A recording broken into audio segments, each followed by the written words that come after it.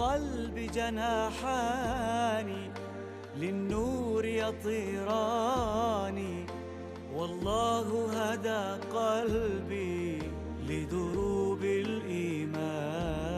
للقلب جناحان للنور يطيران، والله هدى قلبي لدروب الإيمان.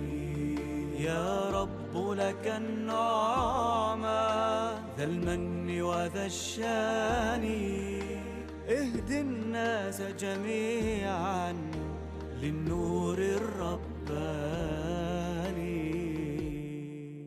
بسم الله الرحمن الرحيم. الحمد لله رب العالمين، والصلاة والسلام على أشرف الأنبياء والمرسلين نبينا محمد وعلى آله وأصحابه أجمعين. أهلا وسهلا بكم أعزائي المشاهدين مع حلقة جديدة من برنامجكم المتجدد كيف أسلمت. في هذا البرنامج نلتقي مع كوكبة من إخواننا وأخواتنا الذين بحثوا عن الدين الحق حتى وجدوا الإسلام فدخلوا في دين الله افواجا. في هذه الحلقة نستكمل لقاءنا مع الأخ توني من كندا مع رحلته نحو الإسلام. So brother Tony, you have a very لديك وجهة نظر مهمة بالنسبة للحقوق في الإسلام. ألا تجد هذه النظرية تحمل نقيضا لما تتناقله وسائل الإعلام الغربية عن حقوق الإنسان في الدين الإسلامي؟ ألا تجد غلوا في ذلك؟ Yeah, that's definitely true. You see, there's an issue in the West. I'll tell you a little bit about Western politics. If a Westerner were to say all Muslims are bad, this is hate speech. So what can he do instead? He says Islam is bad. He can't say Christians are bad. He can say Christianity is bad. So when they're talking about Islam, what they're really talking about is issues in certain countries.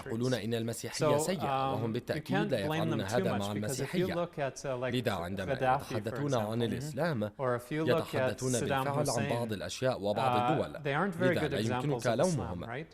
لأنه مثلا هناك بعض الأمثلة وخصوصا من الحكام العرب لا يشكلون نموذجا صالحا لصورة الإسلام، لأنهم آذوا الناس وعذبوهم. لذا الإعلام الغربي ينتقي هؤلاء الأشخاص ثم يقومون بالتعميم ويقولون هذا هو الإسلام، وإن كان لأحد الغربيين وجهة نظر مختلفة سيقولون حسنا كيف نقارن بين فلان المسلم والذي ترعرع ونشأ بين المسلمين وبين الرجل الغربي الذي لا يعرف الكثير عن الإسلام، أي أنهم سيعتمدون في نظرتهم على من نشأوا مسلمين. لذا أعتقد أن الإسلام يلعب دورا هاما. They also do the same thing to China, the same thing to Russia, and Russia is more of a Christian country, right? And they're Caucasian in terms of their origin and tradition. So we also make Russia look bad, because if you don't make your own country look good, then none of the people within that country are going to support the media. So I don't think they have evil intent, but these are some of the elements in play. It's just like Al Jazeera isn't going to make the Middle East look bad, because nobody would support them. So in a way, media is representing the thoughts and ideas of the people in that region. الجماعات المساندة لها. لكن بالتحديد حقوق المرأة بالاعتماد على الفكر الغربي، إن كل ما يتعلق بالمرأة المسلمة يمثل ويصور بشكل سلبي. نعم، لسوء الحظ هذا ليس الواقع. عندما تنظر إلى الدين وإن تأملت جيدا تجد الكثير من النساء لا يتمتعن بحقوقهن، فعليهن الطبخ والقيام بالواجبات فقط. بينما عندما نقارن هذا الإسلام حقوق المرأة مقدسة للغاية، فتستطيع المرأة فتح حسابا في البنك. جدتي مثلا لم تتمكن من فتح حساب لها في البنك دون موافقة جدي، كما لا يمكنها القيام بتجارة خاصة. كم مضى على هذا؟ كان هذا قبل 60 عاما. فقط 60 عاما؟ just 60 years ago in Canada. So women didn't have their right till just after the end of World War II. So that was in about the 1960s. They got the right to vote, they got the right to have a bank account, they got the right to represent themselves fairly in a trial. لم يكن هناك Before مساواة that, there was no ولم تنصف equality, no المرأة fairness ولن towards تستطع women. فتح حساب And they couldn't even بنكي have دون their own bank موافقة account. زوجها A أو lot of women أبيها. did have their own bank account, لذا but لم it had يكن to هناك be عدل with their وإنصاف. husband's approval or لكن their father's الإسلام approval. أعطى So, المرأة حقها so it قبل was very unfair, and 1400 Islam has given عاما، this right to women والنساء 1,400 تستطيعن years ago, التملك. that women can have وعندما their own يتزوج money. المسلم من In امرأة fact, you know, مسلمة when a Muslim man يعطي marries الرجل a مهرا Muslim woman, للزوجة، she gives the dowry, وهذا or he gives the دليل dowry to على her, right? أنها This is for her. تستطيع This is أن totally for تدير her, a المال. gift for her. هذا So دليل this is واضح على proof أن that she الإسلام can أعطاها هذا control her own الحق منذ finances. البداية.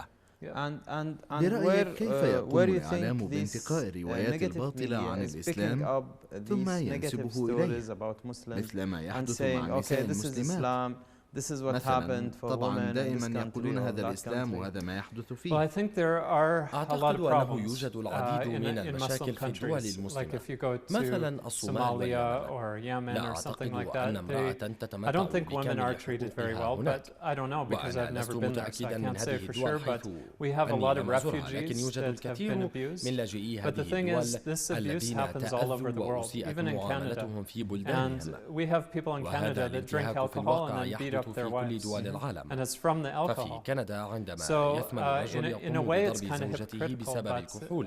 again the media لذا has to أقول show our مرة side as أخرى being إنه good أسلوب so that انتقادي the تتبعه Canadian people الدول would support it. لتبين Same with المظهر American media and المشرق British لها media. لتنال They're دعم going to take the شعبها، side of the. كما They're going to يحدث take a أيضا في Western كندا viewpoint. وأمريكا And whenever وبريطانيا، you're biased and you أنهم look at your own يعتمدون على viewpoint, وجهة نظر you're going to الغربيين. minimize your own وعندما mistakes يكون and المرء maximize the متحيزا mistakes of يحاول others. إثبات خطئ Yeah, it's just a natural part وهذا of human جانب من beings. الطبيعة I think الإنسانية. also أعتقد أيضا أن معظم الممارسات السلبية تنشأ أحيانا عن القوانين القبلية والممارسات الجاهلة لبعض الذين يدعون الإسلام. هذا سبب تراجعنا على ما أظن. هذا مهم جدا. لا أعتقد أن هذا يصدر ممن يطبقون الإسلام. الإسلام من هذا براء. نعم هذا صحيح. سمعت أنه في بعض الأجزاء من الهند وباكستان تقوم المرأة بإعطاء المهر للرجل، وهذا ليس الحال في الإسلام، لكنهم يقومون بذلك على أنه الإسلام. Only in some parts, but it just shows you how much they've mixed culture with religion, and maybe they can't even tell them apart. نعم. بالتحدث عن الثقافة، ما الذي يجذبك في اللغة العربية؟ I find it very beautiful, and I think it's very important for a Muslim to learn Arabic because the Quran is in Arabic, and when you read a translation, it's not quite the same. You're not going to get the same impact, the same meanings. You know, the translation will give you a good idea. The translation is more like a tafsir. It'll tell you what the ayah is about in your own language, but it's just not the same as reading it عنه الآية. ويختلف الأمر عندما تقرأ القرآن بالعربية وهي اللغة الأصلية، كما أنني وجدت العربية جميلة كالحروف الثقيلة لفظيا مثل حرف القاف صوت جميل، كذلك حرف الخاء. عندما تصل هذه الحروف مع غيرها تبدو جميلة. أنا أحب الحروف العربية جدا. ما شاء الله. ما شاء الله. هل استطعت قراءة القرآن بالعربية حتى الآن؟ I struggle a lot. I can read a little bit, but I really struggle a lot. فاللغة صعبة جدا. It's so tough because like a lot of the letters لا أقرأ حرف are next to each other that we wouldn't put next to each other in English. For example, I spent about maybe 6 months practicing how to say أخي, because we would never say أخي, and we'd never have the E sound at the end. We'd never put like a harsh sound next to E in English. So to make my mouth change from the A to a E, it's very hard, so I would practice literally going E, and I'd keep on practicing that till I could say and it was very hard. Just ask any Westerners to say this word. They'll say haki or something like that. They can't do it. It's very difficult. So I think part of my interest in the Arabic language is also it's challenging, you know. أحب تجربة الصعاب.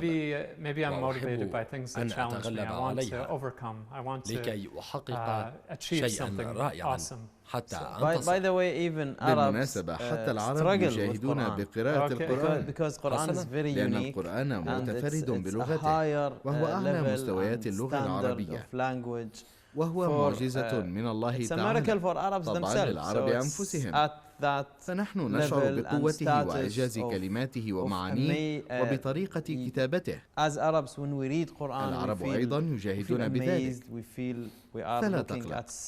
أعتقد أنه أمر عادي، يجب أن تعتاد على هذا الأمر. نحن دائما نكون في تطور في قراءة القرآن الكريم لأنه فعلا صعب وكثير منا يحاولون قراءته باللغة السليمة، فلا تقلق من ذلك. القرآن سهل ومعانيه أيضا، لكن لغته معجزة للبشر جميعا، فهي أعلى درجات اللغة نحويا ولغويا أيضا. نعم، لكن أنا لدي شكوى بالنسبة للغة العربية. إذا أردت تعلم التركية أذهب إلى تركيا، أتكلم معهم ثم أستطيع أن أقرأ الجرائد. أما في العربية علي تعلم اللغة العربية الفصيحة لأقرأ القرآن، وهذا لا يساعدني في الشارع. ثم علي تعلم اللغة العربية القياسية الحديثة لأفهم برامج الكرتون وأشاهد الجزيرة وأطلع الصحف. كما علي تعلم اللغة العامية مثل اللهجة الكويتية لأستطيع التفاعل مع الناس.